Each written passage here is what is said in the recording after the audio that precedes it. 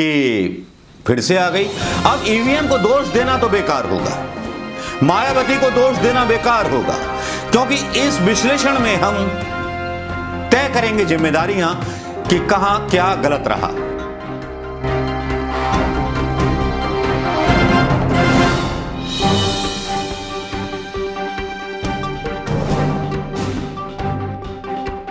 दोस्तों नमस्कार, मैं मनोज कुमार शर्मा एक बार फिर आपके बीच में लेकर के वो आकलन है कांग्रेस की हार के बारे में। एक वो रहस्य जो मैंने खोला नहीं, बहुत दिनों अपने सीने में दबा करके रखा। ये रहस्य मैं डाल सकता था, लेकिन मेरे कुछ कांग्रेस के साथियों ने मना किया कि नहीं, ये 10 तारीख को होगा जब कांग्रेस हार जाएगी, जब आपका पूर्वानुमान ठीक बैठेगा। जैसा कि मैंने पूर्वानुमान लगाया था कि 2 से 3 सीटें सिर्फ निकल पाएंगी कांग्रेस की, कि जिस तरह से सीटें बांटी गई थी पैसे ले ले करके प्रियंका गांधी के नेतृत्व में, तो प्रियंका गांधी को जिम्मेदारी लेनी चाहिए। भाई यहां पर होता क्या है, यहां समाजवादी पार्टी से आई एक सोशल मीडिया की वर्कर जो है उसको चुनाव लड़ा दिया जाता है, लेकिन बाकी के जितने लोग मेहनत कर रहे होते हैं सोशल मीडिया पर 2014 से जब इनके नेता गायब थे, उनमें से किसी को भी नहीं पहचाना जाता। एक विनोद दीक्षित हैं, मतलब खट्टर कांग्रेसी हैं इलाहाबाद के। फेसबुक पर सोशल मीडिया पर हर आदमी उनको जानता है, ना किसी पद के मोहताज हैं, ना चुनाव लड़ने के मोहताज हैं विनोद दीक्षित। लेकिन अगर अकेले लड़ जाएं तो कम से कम दूसरे नंबर पर आ जाते इलाहाबाद में विनोद दीक्षित। विनोद दीक्षित का नाम अपने आप में एक अभूतपूर्व है। ये वो व्यक्ति हैं जो सोशल मीडिया पर फेसबुक पर लगे रहते थे, फिर ट्विटर पर भी आ गए। लेकिन यहां पर बात होती है कि कांग्रेस ने क्या क्या गलतियां की और योगी सरकार ने ऐसा क्या कर दिया जादू कि फिर से आ गई।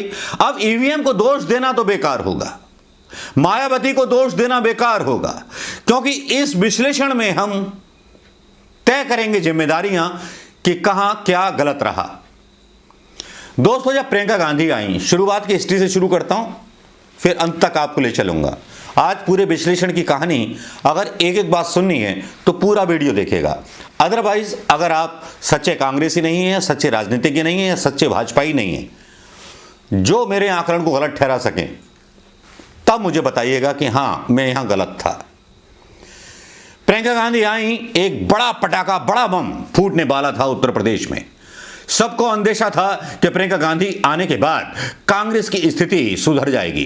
प्रियंका गांधी आई भी धूम धड़ाके से, एक ऐसा नारा लेकर के मैं लड़की हूं, लड़ सकती हूं, एक ऐसा घोषणा पत्र ला करके, जो घोषणा पत्र सबको जो था मानना पड़ा और सबको अपने अपने घोषणा पत्र में लड़कियों को अधिकार देने की बात कही। यहां तो प्रियंका गांधी कामयाब हो गई, लेकिन प्रियंका गांधी की पार्टी को ही वोट नहीं मिले। उन्नाव में जो था दे दिया गया आशा जी को, उनको 900 वोट मिले। सियाना में पूनम को मतलब 2000 या 3000 के करीब वोट मिले। राजीव त्यागी जो हमारे प्रवक्ता थे कांग्रेस के, जो मर गए थे हार्ट अटैक से, उनकी पत्नी को 10,000 वोट मिले।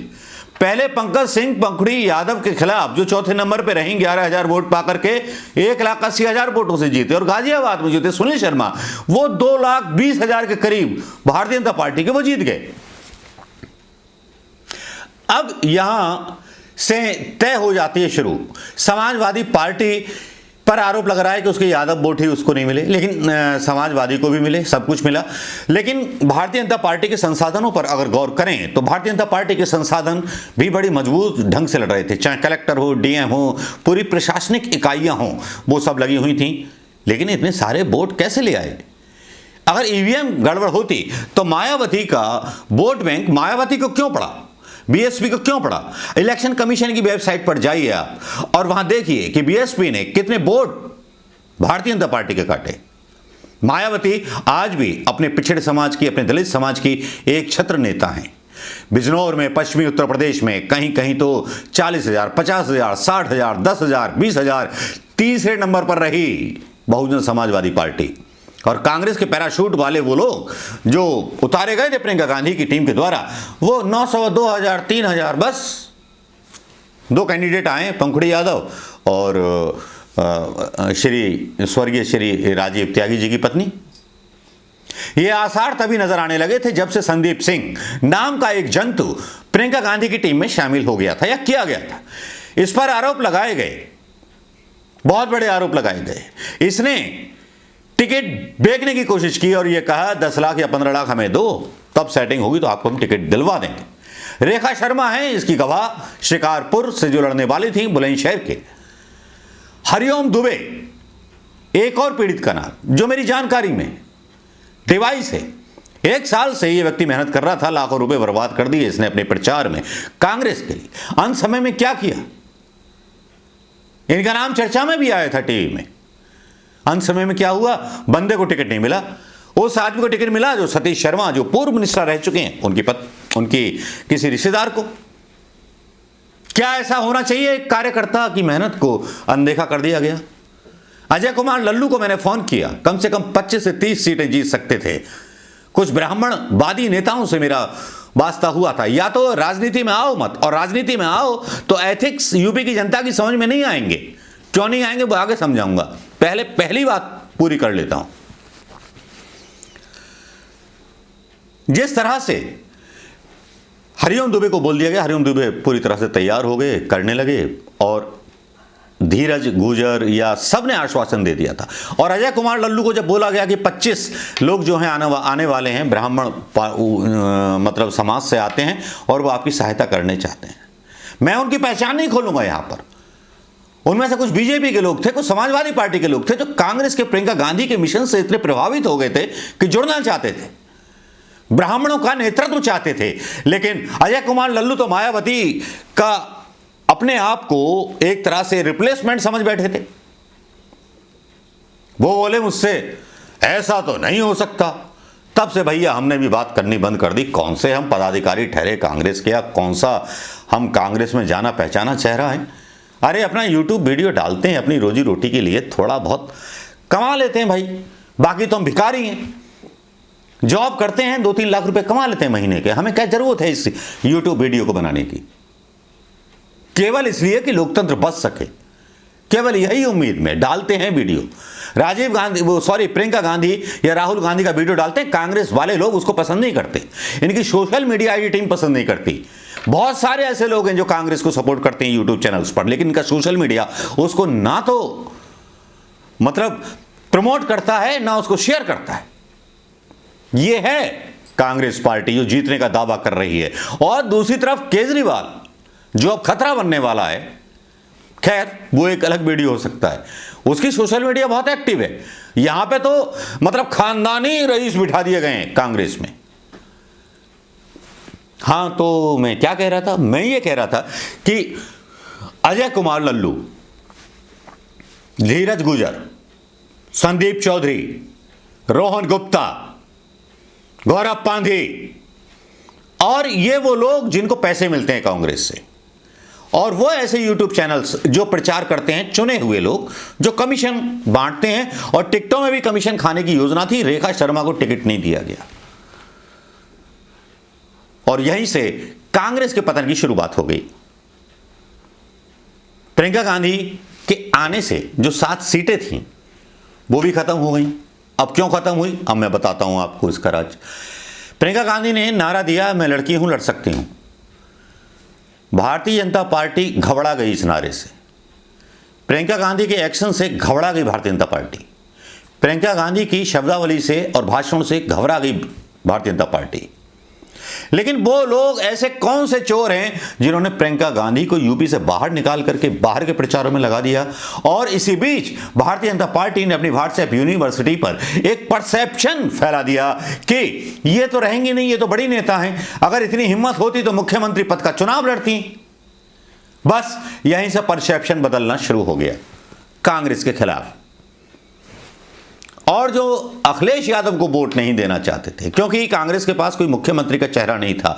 अगर प्रियंका गांधी चेहरा होती तो आज कहानी अलग होती, आज योगी जी मठ जरूर वापस चले गए होते। अखिलेश यादव को केवल संगठनात्मक वोट और वही वोट मिला जो वो राजनीति कर सकते थे। प्रियंका गांधी एक लहर बन सकती थी, वो मौका उन्होंने खो दिया।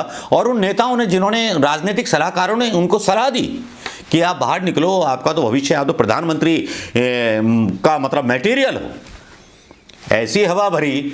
भाई गांधी परिवार का जादू केवल इतना चला है यूपी चुनाव में कि भैया 2000 हर जगह वोट मान लो या 1000 वोट मान लो, जो गांधी परिवार के चेहरे के नाम पर मिला है। लेकिन आजकल जो वोट मिलते हैं व्यक्ति के आधार पर मिलते हैं। वो जमाने गए जो राजीव गांधी के थे, इंदिरा गांधी के थे, ऐसा कोई कमाल नहीं कर दिया। तो बहुत सारी ऐसी चीजें हुई, टिकटों में घपला हुआ, सब कुछ घपला हुआ, तो कांग्रेस की हार तो इसलिए हुई। और मायावती यहां पर एक अंडर करंट बनकर के उभरी हैं। उन पर आरोप लगाया जा रहा है मायावती पर कि इन्होंने साहब वोट कटवा की, मतलब वो की, क्या कहते हैं, भूमिका अदा की।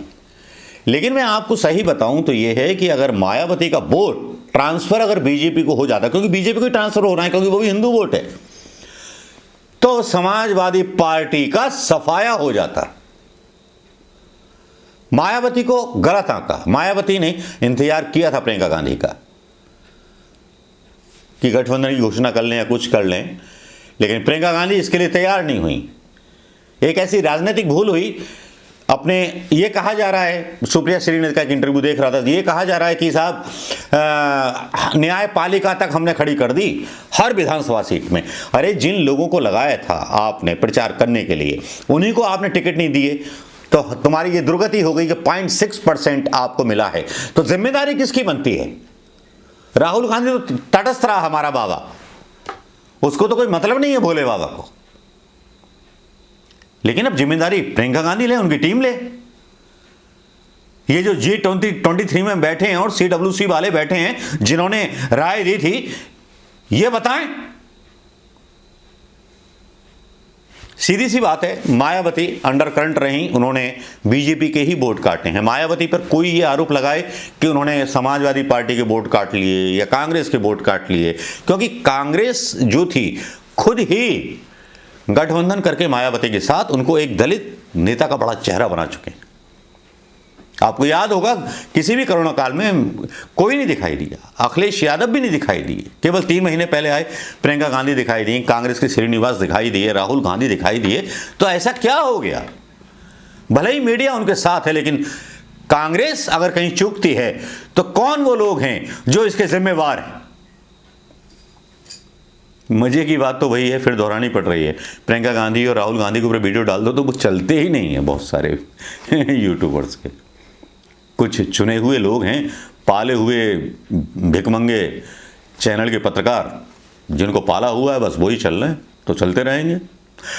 नमस्कार दोस्तों, विश्लेषण बस अंत में यही कहना चाहूंगा कि प्रियंका गांधी का यूपी छोड़ना, बाहर जाना, ये सबसे बड़ा सेटबैक था जो कांग्रेस को 0.6% पे ले आया है, और कांग्रेस को इससे उबरने के लिए काफ़ी टाइम लगेगा। या फिर प्रियंका गांधी को उत्तर प्रदेश के अंदर अपना हाइड बनाना पड़ेगा, अपना रहने का स्थान बनाना पड़ेगा। लोकसभा 2024 का अगर सपना देखना है तो, वरना कांग्रेस का कुछ नहीं हो सकता, क्योंकि कांग्रेस राजस्थान में भी खत्म होने वाली है। क्योंकि बहुत सारे ऐसे डेवलपमेंट होने वाले हैं कि जिस तरह से आम आदमी पार्टी ने पंजाब को क्लेम किया, उसी तरह से अगला क्लेम वो यूपी के ऊपर करने वाली है, क्योंकि कांग्रेस का विकल्प आम आदमी पार्टी बनने वाली है।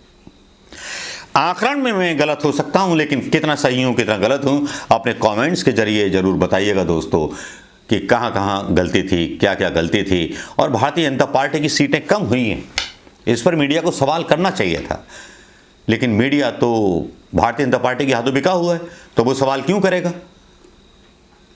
तो 100 बात की एक बात दोस्तों, जनता की राय मायने रखती है। और योगी जी को बधाई देना चाहूंगा। योगी जी आए, भाई योगी जी बुलडोजर चलाइए, लेकिन यूपी में दंगे ना होने पाए। ये बात भी सच है कि जब से भारतीय जनता पार्टी की सरकार आई है दंगे नहीं हुए। चलिए नमस्कार दोस्तों।